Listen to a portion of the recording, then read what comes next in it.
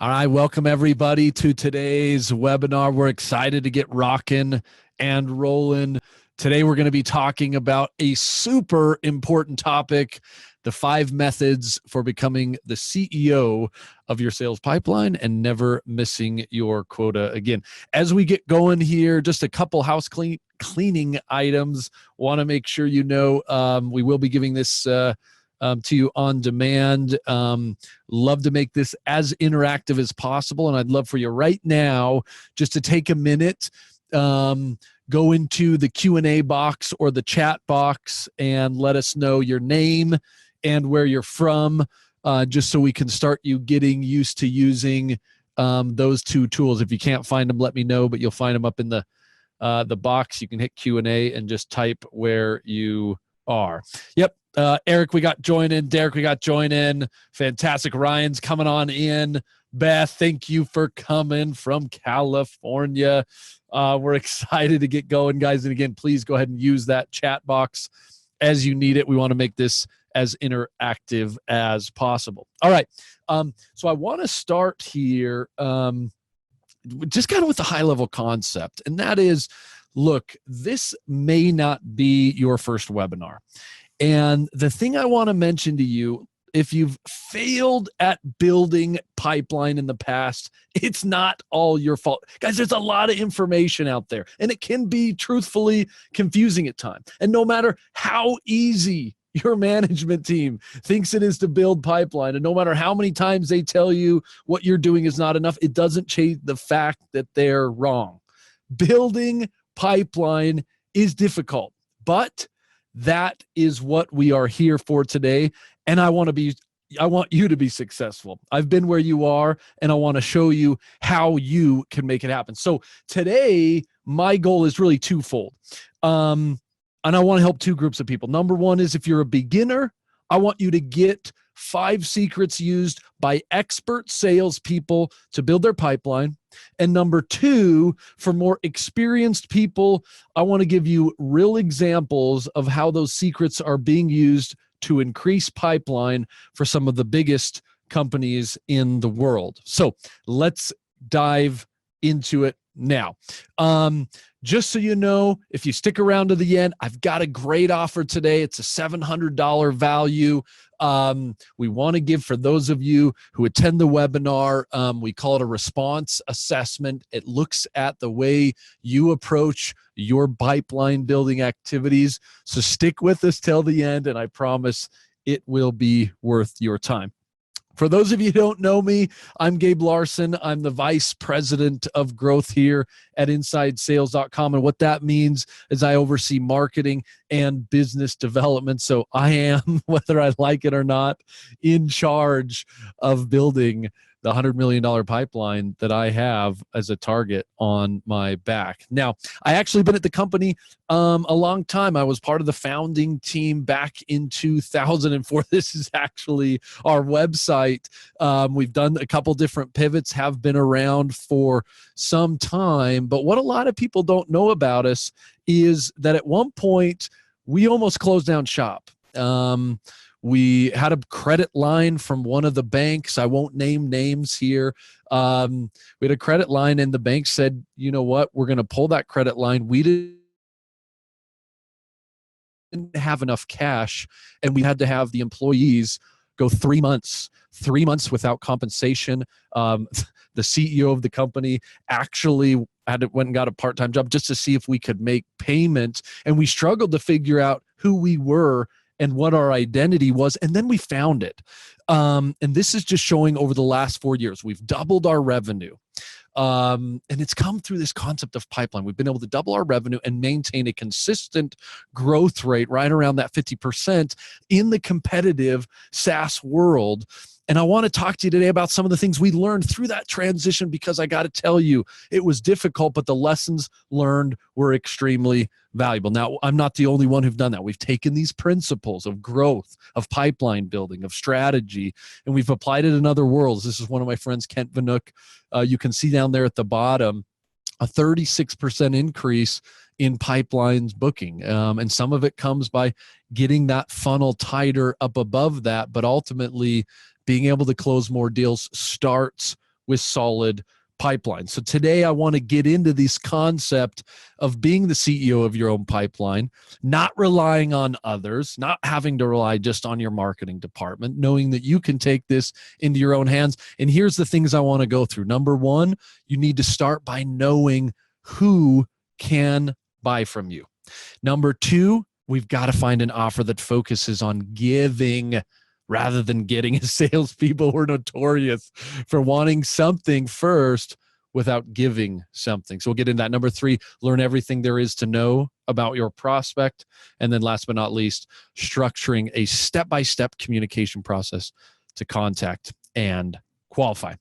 All right, let's dive into number one, and that is, who are you selling to? I want to talk a little bit about the companies and the people and see if this resonates with you. Now, this is a research study that we did. Part of my job here at InsideSales.com is I run our research and best practice group called Inside Sales Labs. We come out with a research study about sales once a month. We did a study on this concept of prioritization. I call it the law of prioritization because whether you like it or not, there are some prospects in your database that close better and worse than others. The question is, how can you find them? We find that your best prospects close about 4 times the rate of your worst prospects. Now, you're wondering maybe, Gabe, what does that mean? I want to see if I can actually visualize it for you. I'm a sales rep. I sit down to figure out who I'm going to attack today. And what you notice here, and this is sound data, you guys. I've got my effort. That's my green box. And then over here on the left, those are my bad people. Those are the people who probably won't buy from me. They're bad prospects, quote unquote. Then on the right, I've got my best prospects. Statistically, salespeople, they don't believe this, by the way. They don't believe it, but they spend equal time on good and on bad because they just don't have the data to back it. So what we know, though, is that close rate. We know that your best stuff, your best people, your best prospects, 4 times more likely to buy from you. How do you do this? How do you start to align your effort around what is optimal? And I know some people when they see this, they think, Gabe, this is super obvious. And I'm seeing some people, we're going to get to that. We got a question that just came through from Peter that said, how do people actually determine what great looks like? And Peter, let me get into that. I'm going to finish this one point, Peter, and then you set up a great thing next is to determine how do you find this out, but you've got to understand the principle of prioritization, aligning effort to what closes more. And if you do, it makes a big difference. Okay. Now, one of the big problems that we find is, and this is just a blank CRM, and I threw this up because I like kind of the high level of it. As a salesperson, when I sit down, this is often what my CRM looks like. I've got, it almost looks blurry. I call it the Salesforce stare. You just kind of sit there and I don't even know where to start on this because you may have a territory and I talked to a sales rep the other day, 6,000 accounts in his territory. How do I prioritize that? Well, there's a couple ways to do that. The manual way is right here. You've got to follow a structured approach, and we call it ANIM. Authority, need, urgency, and money. And it takes just a brainstorming session with your marketing team or your sales development team, or you can even do this yourself. I've done this exercise with I was literally with the company out in Omaha, and we just went through this just to get everybody on the same page, and you wouldn't believe it. I sat down in a room with 20 salespeople, and I said, walk me through what your ideal customer looked like, and guess what? I got 20 different answers. That's not okay, especially if we're all selling to the same customer. Getting on the same page with the small brainstorming session using the format of ANIM, authority, need, urgency, and money, can make a huge difference. Let me walk you through kind of how this looks. So you'd sit down and you'd answer these 5 questions. Number 1, what characteristics of an account or contact predict the likelihood to buy from me? And I know it sounds simple, but going through the exercise can be extremely powerful. Number 2 is this am I talking about the account? Or am I talking about the company? And I'll give you an example here in just a minute, but I want you to get the framework first. Next is this authority, need, urgency, and money? Stick to that formula. Oftentimes in these brainstorm sessions, we kind of get out of Annam. Annam's tried and true. Stick to it. Next, you want to know where you can get this information. Is it viable to get it? And last but not least, what is the actual answer? How do I understand the details of this? Let me show you how it looks at InsideSales.com. This would be our Annam table. So what characteristics are used or predict likelihood of people to buy from us? Number one is title. It's very important to us. If you're an HR manager, that's not part of our audience. So you can see over here, I've got title, function, sales is very important, IT, operations, and then other. Next is the technology used. That's a very important aspect of what InsideSales.com offers. We have a sales acceleration platform that works with multiple CRMs. And I need to know if someone has that. If not, they literally can't, and they can't buy from us. So that's an N. Engagement. And again, I don't want to go too detailed down this, but drumming up these 3, 4, 5 questions can really pinpoint, okay, this is the audience that I need to go for. And once I've got that, then I can look at my CRM and I can start to prioritize different accounts or contacts. Now, I got a good couple of questions coming in through the Q&A box. Let me see if I can get to them. This one comes from John. John, is there an automated way that companies do Annam in order to prioritize their target accounts and contacts? John, you typically want to go with this idea of art and science. I'm always a mix and match. So whether there is an automated way, and I don't want to get into that in just a minute, but it's important often to go through the exercise just so you know who your ideal account or target is. If you can do that, you then kind of know the motion, and automated format can then really come into play right after that.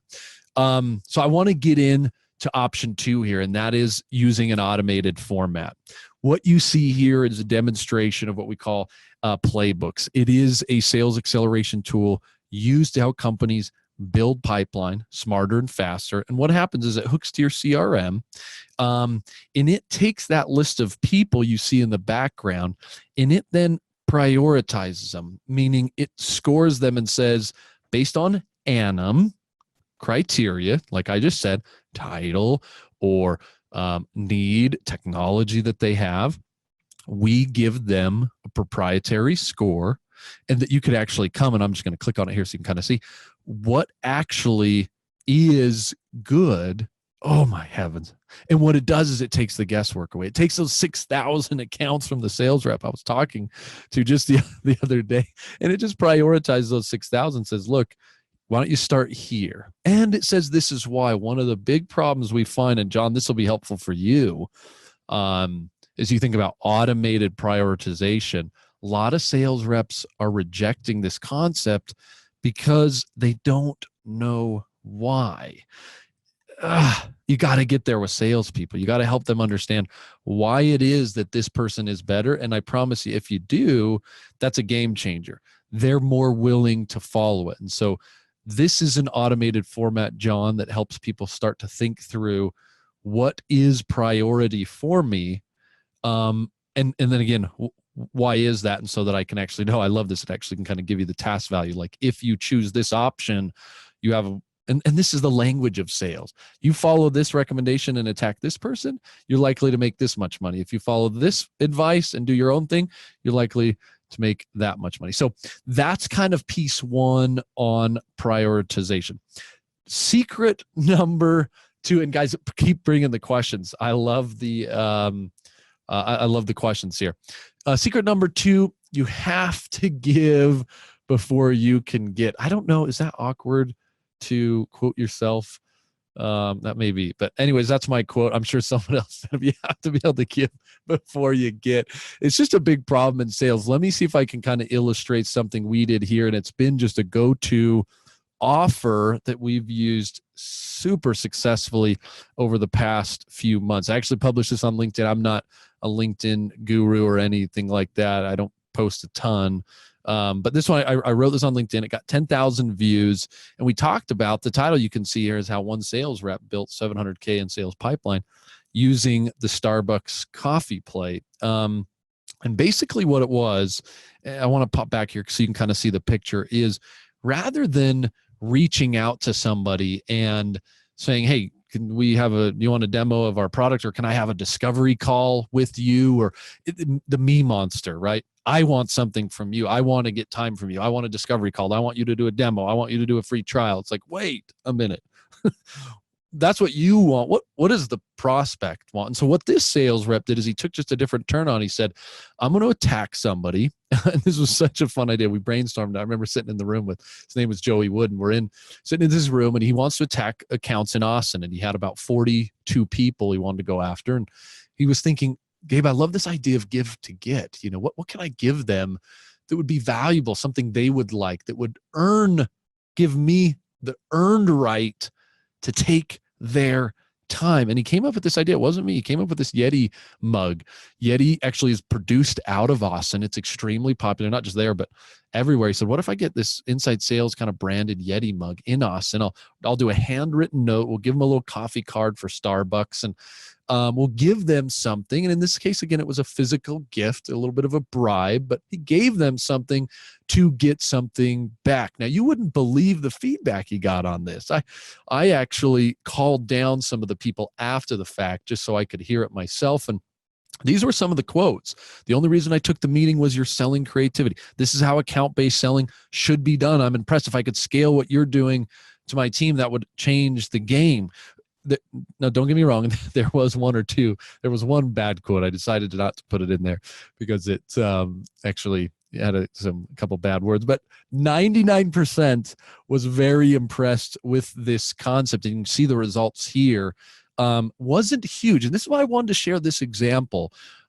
This was one rep. This was not 1,000 people spending $1 million. It was one rep brainstorming in a room, sent it to 42 people, spent $4,000 on it, got a 35x ROI, ended up building a lot of pipeline, closed sales in a faster time than normal. But I believe absolutely that the reason this was done was this concept of give to get. Now, a couple people asking questions here. Let me see if I can jump to those. Tom just came in on the wire, wondering about how did he choose who this should go to. Tom, that actually goes back to what we talked about before in that list build. If you can use data and science with subjectivity to attack those people, that's exactly what Joey did here. He knew he had to go to territory was in Austin.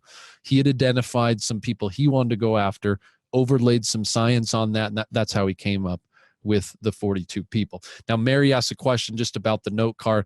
Is this note card, was this handwritten? Was it automated? Joey did actually write, Mary, all 42 of those. Very important. One of the things we found on this note card, Mary, was there was some generic messaging in it. However, the first few lines did have some personalization, and that seemed to make a big difference in note writing. Lots to talk about on direct mailers, you guys. In sales, old becomes new and new becomes old. This is a hot commodity right now, doing direct mailers in a lot of different sales orgs, because it's, again, in some ways newer with some of the automation and technology that can happen. So one of the things I want to throw out here is this idea of what we call the value ladder. And it's an important concept as you think about building pipeline for yourselves. Now, we sell a product called Playbooks, and I've flashed that previously. It is a pipeline generation tool designed for salespeople to do their job better. The thing that's different, and I just want to help you visualize that, because you've got to think through this on your own, and that is, are you the type of sales rep who starts the conversation here, who starts about the product? Hey, do you want to hear about my product? Can you get a demo? Can I do a discovery call? Are you interested to talk to me about you? And I know it sounds obvious, but oftentimes we start at the top rather than starting at the bottom. What's better is getting some form of an offer. In this case, today, it's a webinar. At the end of this webinar, I'm going to talk to you about an assessment that we offer that helps explain what you're doing and not doing to build pipeline. And coming out of that, most people say, Gabe, I didn't realize I wasn't that good at it. What can I do to get better? And I say, I've got an ebook I wrote called The Definitive Guide to Sales Cadence. It's how you build a pipeline. And from there, you're going to say, Gabe, how do I take that and make it? And pretty soon you naturally progress to where you get to the place where most salespeople want, which is to buy that big ticket item. That I think makes a huge difference in what we're talking about as far as giving an offer so that people can get what they want. Now, Keith, coming back here, how many sales is the 147K and how many opportunities is the 700K? Great question, Keith. Let me just pop back here. So we typically, on most of our stuff, just as kind of a best practice, it's not a best practice, it's just how things flow here. Our average deal size in our smaller space is around 27,000. And we typically take meetings scheduled, those appointments set, and we typically have the following ratios. You take a meeting scheduled to an opportunity happens 75% of the time. And then our opportunity to close is hovering in those high teens. On this particular campaign, that resulted in right around that metric. I don't have the exact number of opportunities, but think 36 at 75, and then 75% end up to close. Now, again, I'm not suggesting that everybody go do direct mailers, but again, this concept of offers can be extremely powerful. Okay, so that's one concept of how to do the offer. Let me show you how you can think about this in a way that does allow technology to start to play a role. And the idea here is taking somebody like Kyle and saying, let's now that we know that he's the right person to go after, let's develop a play. And we're going to talk about a play here in just a little bit in more detail. But the idea is we take Kyle, who happens to be maybe the VP of IT, and we enroll him into the Starbucks coffee play or the IT executive play. And that play has a sequence of activities we call a cadence, but that play needs to have that offer. Is it a research study? Is it a free trial? Is it a webinar? Is it what's your give to get that is the foundation of that play? That's the key you want to be thinking about. Could be a direct mailer, etc. Each person needs to have a play, and that play needs to have an offer. Okay, and we'll get more into that in just a second. Let's continue on here. Again, appreciate the questions. Keith, thanks for jumping on in here. So thinking about how to engage people comes next. Now that I know who I'm going after, I need to think about this execution strategy. First and foremost, this is again a stat from Inside Sales Labs. The average rep spends 17.2 minutes of research on their accounts. That's per account. That's a lot of time researching. Where are they spending most of their time? Well, truthfully, as we've looked at it and we've checked different, watched different sales reps, it's a variety. A lot of times they're trying to find how to become personalized. So they go into LinkedIn and try to find a unique fact about somebody. A lot of times they're looking for contact information. This is a big problem. The right phone number, the right email, so that they can actually figure out, if I am going to reach out to them, I better not waste my time in calling the wrong number. So there are a variety of things that they're spending that 17.2 minutes of research on. What we like to try to do is start to streamline that activity. If you can for a sales rep, and this may not work perfectly for you, but I wanted to just give you a quick example. Now, this would be what we call our rapport research. It's our ROI model: review, organize, and ignite. And it's how we recommend companies build rapport through quick research. Because if you don't plan this out, it can take a long time. Now, again, different organizations may use different applications, but the process becomes important. This is not to find a phone number. This is to find something interesting that you could maybe use in that play to actually ignite a conversation. So we typically say, try to spend under 10 minutes if you can, especially on that first go round. If you then write that information down, you won't need to do it again. So quickly jump in your CRM, take just a minute there and see if you can find any past history. Next, it's great to jump into social because, again, we're trying to find something to build rapport here. We jump into LinkedIn, spend a couple minutes there, and you can hit a couple different areas. Maybe they're common connections, what they've done, recent activity, trying to find something to spark maybe a conversation with that person. Next, there's often custom apps. That may be, if you haven't heard of tools like Owler, some people like to go to Wikipedia just to learn about the company in general. Sometimes Glassdoor is a place. There's often this contact or company application that you can go to and maybe learn a little bit about it. Last but not least, you kind of put the cherry on top with the website. Can I find out anything that's going on impertinent that may lead me to have that better conversation? Then we quickly organize that, put that into our CRM, and we're now ready to begin prospecting. Some sort of structured approach so that you don't waste a lot of time researching. Now, if you want to go more of an automated path, and again, I love the art and the science together, I'm looking at CRM here again with the Playbooks tool built for sales acceleration and pipeline build. There's a little button here called View Insights. And what that does is it actually assembles a lot of that rapport research for you. So as a sales rep sits down and they're getting ready to call Kyle, I pull in their LinkedIn and I get a little bit of, okay, looks like we both belong to the American Association of Inside Sales. That may be all I need. I've got some other introductions I can do here. If I want to pop over to their Twitter, I could, but then I get a little bit about the company, maybe competitors and some things in the news. It's a nice streamlined process to start thinking about how to build rapport without having to go to 50 places. Let's see if we can bring some of that information to you. And that is, again, built right in. Now, on top of that, one of the key items is then to determine, and I didn't hit on this as much, but I wanted to mention it, that contact information. If I'm getting ready to actually call Kyle about some sort of offer that I have, how do I know that that is the right phone number? So one of the things we want to try to do is help facilitate optimized phone numbers. You can see I've got 3 phone numbers for Kyle. And what this is doing is it's actually running a little algorithm in the back just to predict the likelihood of which phone number is best to call. Now, the reason or the way that we do that is it's actually a whole artificial intelligence play, and I won't go into it too much, but what we do is anytime someone calls a phone number, we capture that interaction.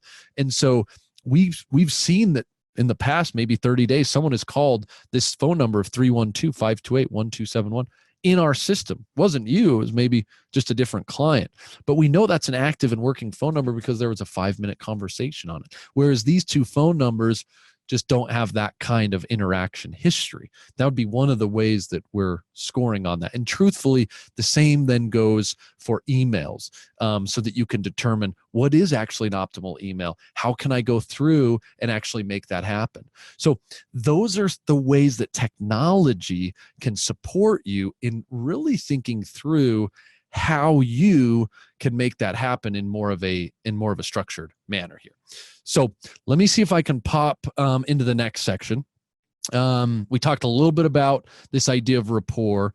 We talked a little bit about this idea of contact information. Now I want to see if we can finally get to this idea. It's one of my favorite parts, and it really dives into this idea. Sorry, I just got a little backed on my part here. This idea of the play. The play is the execution part of it. So you now know who you're going after. Next, you really understand this idea of, okay, I've got rapport, I've got the right contact information.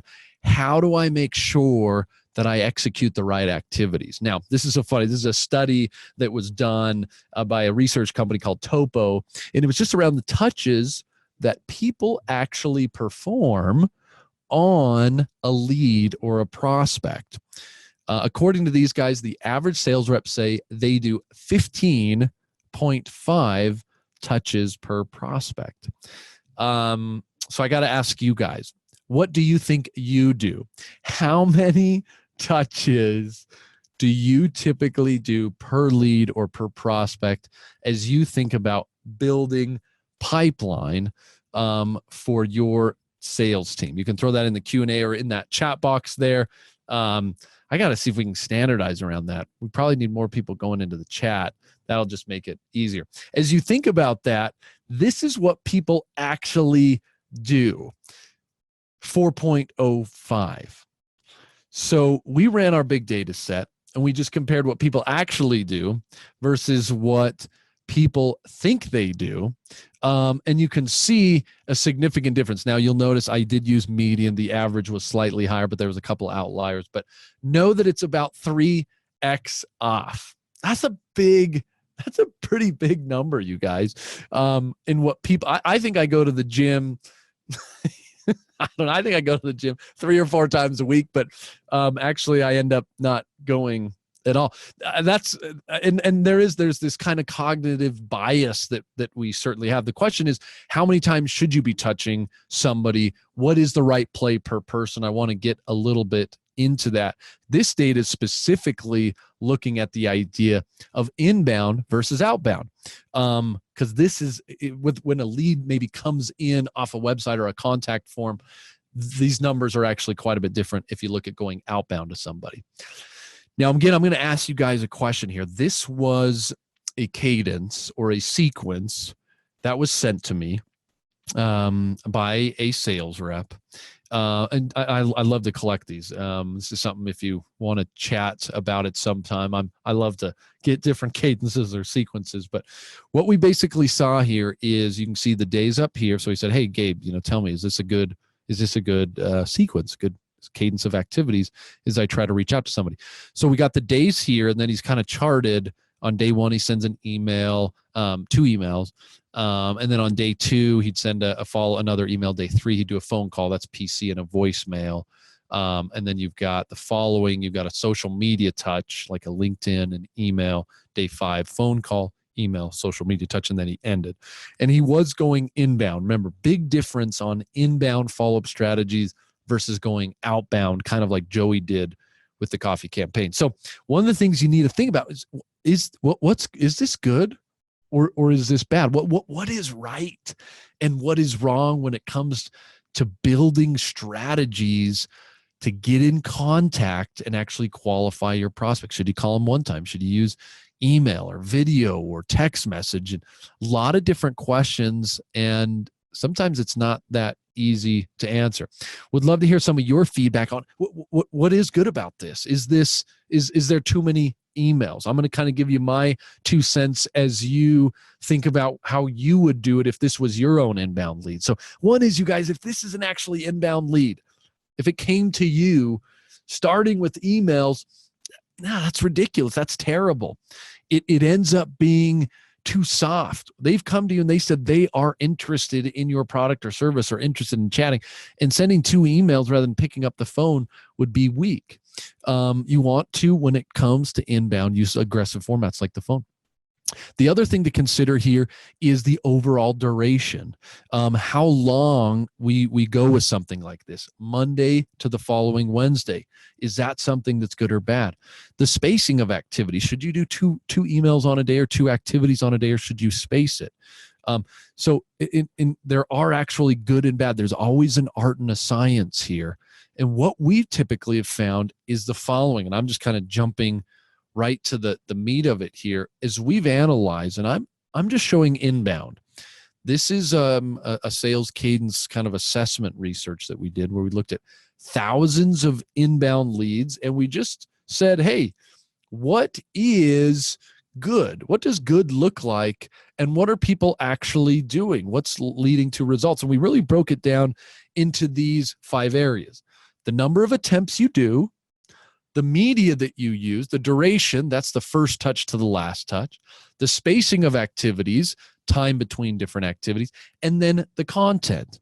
And really, guys, the content is the X factor. You can send 50 emails, but if you send one really good one with a really catchy subject, that may be all you need. So content is always kind of has that asterisk because it can really be the difference maker.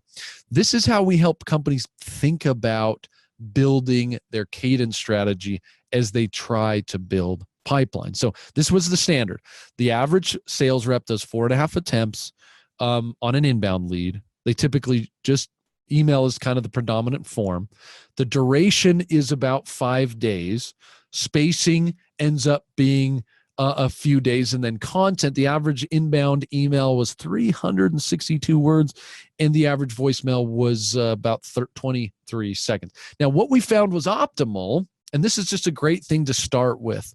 Each company and each vertical is slightly different. But again, if I were just starting in your world and I was thinking of plays to build pipeline, I'd probably use these as a great foundation. You want to think about up to 10 touches, more dominant when it comes to media on phone call on inbound. But using more communication methods often is better, whether you're going outbound or inbound here. The duration, up to 10 days. So you don't want to have, a lot of people say, just keep hitting them and hitting them, hitting them. No, that's not right. Come up with a good strategy, hit them for a week or two, and then put them in recycle. And then think of another play you can run with another offer that might get them more interested. Spacing, you typically want to keep fairly short. I could do this is probably the most missed element of a good cadence, is this concept of spacing. Think about the instant gratification generation that we all are. If I send one email one day and then send an email 5 days later, I don't even remember what I was doing 2 hours ago, let alone 5 days ago, you guys.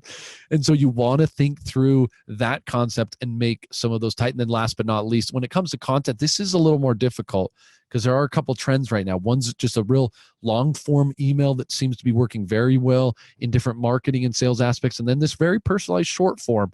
And so you got to be conscientious with that. But definitely when it comes to voicemail, we're tracking 30 seconds or under. It needs to be shorter the better when it comes to voicemail. Now, I know that's a little bit tactical, but these are some of the elements you need to consider when building this strategy to build pipeline. Let me get to a couple of these questions. Apologize, you guys. We got one coming in from Ryan here. Ryan's asking, and I'll summarize real quick, Ryan. His question was about the outbound version of this. What does an optimal play / sales step-by-step communication process look like if I'm going to cold targeted versus inbound? Ryan, truthfully, it's very different than what you're seeing here. The duration is just a little bit longer. Spacing, truthfully, is fairly similar. Attempts is actually less. We find that attempts is optimally right in that 6 to 7 mark. And again, there's got to be an asterisk on that. There's some depends on it, but looking at our database in general, you don't want to just crazy bombard people. You want to hit them for a week or two, let them recycle, and then hit them again with a different play. But if you want to go deeper on that, Ryan, by all means, let me know. I'd be happy to kind of jump in on that. So that's a great thought to see if you can manage that structurally in your CRM. Again, thinking of using an automated tool set to be able to do that, that's where this play sequence comes in. I've got these different activities that I can set up, and each day as I come in, I'm going to be alerted as to what are the activities that I need to do in order to hit my different target people. And today it's a phone call with Kyle, and a day or two later, it's another phone call and an email, might be a direct mail, might be an email with a video, might be a text message. The system helps coach and guide you through structure and strategizing and truthfully standardizing. That was a lot of S's, but standardizing that cadence, the sequence of activities to make sure that you are really getting to the place you want to be. I love that, Eric. That's right. It's taking the guesswork out of some of the prospecting activities that oftentimes is just, well, what should I do today? Well, I maybe make a couple of phone calls. We structure that, we standardize it, and you follow a lot of the best practices. So there you go, guys.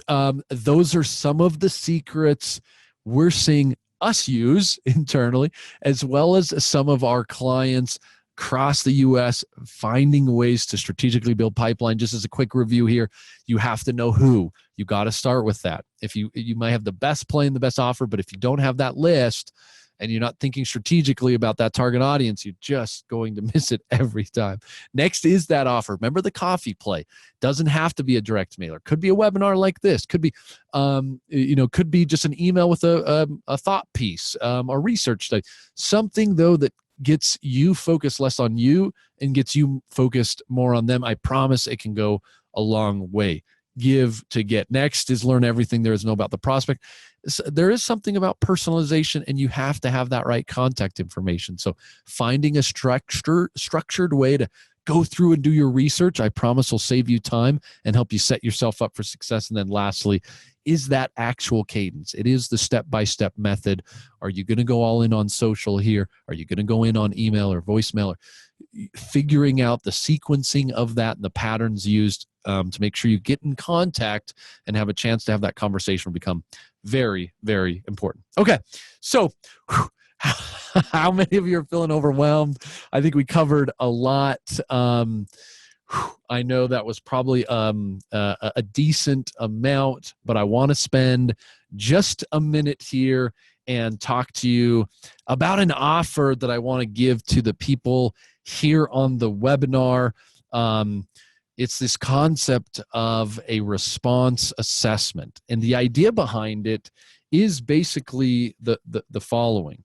You put your name, number, in the Q&A box.